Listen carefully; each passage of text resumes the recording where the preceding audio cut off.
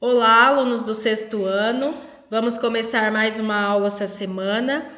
Na aula de hoje nós vamos utilizar o caderninho do aluno, São Paulo faz escola, esse que vocês receberam na escola já faz uns dias, né? Tem todas as disciplinas e nós vamos começar pela primeira situação de aprendizagem, que está na página 68. Então eu peço para vocês abrirem ali nessa página, né, para vocês acompanharem.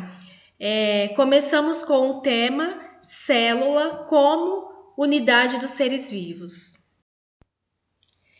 Começando o estudo de célula, gente, nós podemos diferenciar os seres vivos e os seres não vivos ou elementos não vivos. Nós sabemos que os seres vivos e os elementos não vivos compõem o meio ambiente. Os seres vivos são aqueles que nascem, crescem, se reproduzem e morrem, como os animais e as plantas.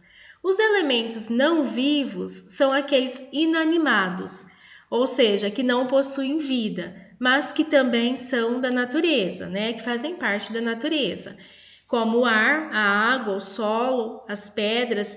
Então, é um conjunto, né? Os seres vivos precisam dos seres não vivos também para crescer, por exemplo, né? Uma planta precisa de água, precisa de um solo, né, fértil para se desenvolver. Então, os dois estão em conjunto, né? Temos aí, então, na imagem, seres vivos, né, plantas e animais, e os elementos não vivos, como água, pedras, rochas. Nós podemos definir como seres vivos seres que possuem vida, ou seja, que possuem uma estrutura denominada de célula. Então, nós definimos os seres vivos, seres que possuem células, certo? Temos mais alguns exemplos aqui de seres vivos, né? Plantas, vários tipos de animais, né? Várias espécies e o ser humano. Alguns exemplos de seres não vivos, né? Mais alguns. Rochas, né? Em geral, a água é um elemento não vivo, o solo, o ar. Diferenças entre plantas e animais, entre plantas e bactérias e entre fungos.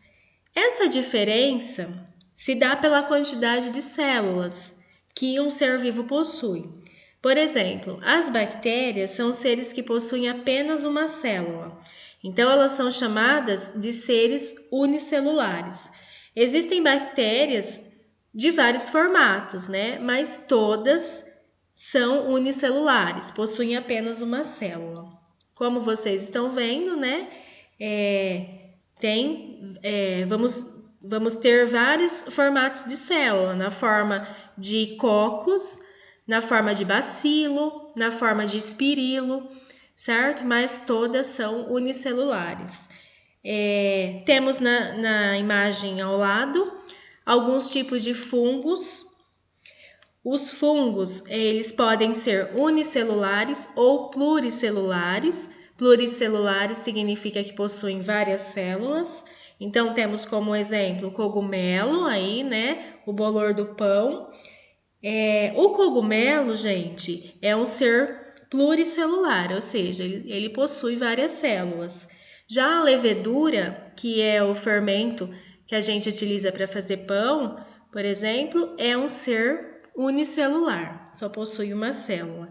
Então, a diferença entre esses seres, né, como bactérias, fungos, plantas e animais, a diferença está na quantidade de células que eles possuem. Do que são constituídos os seres vivos? Os seres vivos são formados por átomos e moléculas. Porém, para os biólogos, são vivos porque eles são constituídos por células. O conceito de célula como unidade básica dos seres vivos foi elaborado por volta de 1840, quando a teoria celular foi aceita. Essa teoria afirma que Todos os seres vivos são formados por células. As atividades essenciais que caracterizam a vida ocorrem no interior das células. Então, a célula ela é formada de várias estruturas, como o citoplasma, que fica dentro, né, da célula, e o núcleo, que fica no centro da célula, de um modo geral. Então, essa teoria afirma que as atividades essenciais que caracterizam a vida, por exemplo, onde está presente o DNA, que é o código genético da vida, né, que vai dar as características para um ser vivo, é no núcleo. Então, é no núcleo que ocorrem as principais atividades essenciais da célula. Novas células irão se formar por meio da divisão das que já existem. Então, no núcleo ocorre um processo chamado divisão celular, que é onde a célula vai se dividindo, formando novas células, e daí vai formar um novo ser vivo. Alguns seres vivos possuem apenas uma célula, né? Como eu já disse, são unicelulares, e outros possuem várias, que são chamados de pluricelulares. Então, essas são as afirmativas dessa teoria, da teoria celular aceita. Seres unicelulares e seres pluricelulares, todos os seres vivos, até os de dimensões mais reduzidas, são formados por uma ou várias células. Assim, podem classificar-se em seres unicelulares, né? Podemos dar exemplo de bactérias e paramécia, que é um protozoário, e seres pluricelulares, que são formados por várias células, né? Plantas e animais. Então, aqui temos mais alguns exemplos: unicelulares, os protozoários, alguns fungos e as bactérias, e pluricelulares, o restante dos outros seres vivos, né? Como mamíferos, répteis, aves, as esponjas, né? Que é o filo, que faz parte do filo porífera,